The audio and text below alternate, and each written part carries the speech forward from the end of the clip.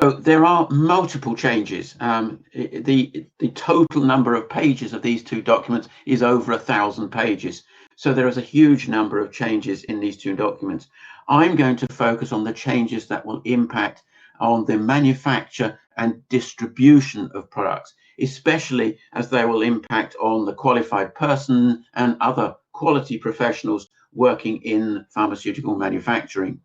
Most of these changes that relate to manufacturing and distribution are in the directive, but I will mention a few changes in the new regulation that will have certainly an impact on regulatory affairs and certainly which quality folks ought to be aware of.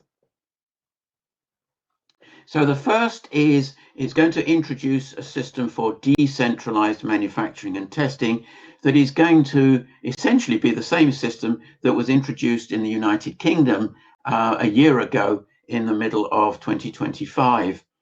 So it's going to be the system where you have a central site that holds the manufacturing import authorization and does most of the liaison with the regulatory authority.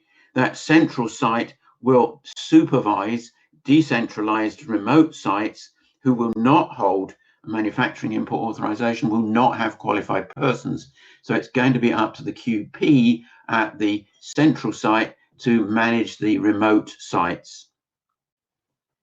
And not unexpectedly, there are new legal duties for the qualified person when managing decentralized manufacturing and testing.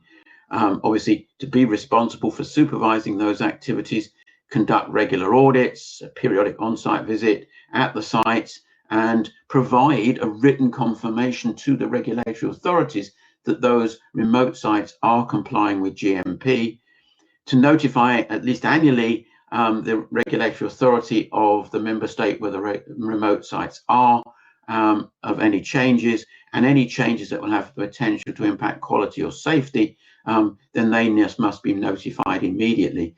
So those are new legal duties for the QP when managing remote sites. The other historic legal duties, which essentially are not really changed much since 1975 when they were first introduced, remain unchanged, although there is a new qualification requirement for QPs that the marketing authorization holder and the QP must ensure that the practical experience acquired is appropriate to the types of product to be certified. So all the other conditions for qualifying as a QP are largely unchanged. They're not in the body of the directive anymore. They've been moved to an annex, Annex 3, but they are still the same.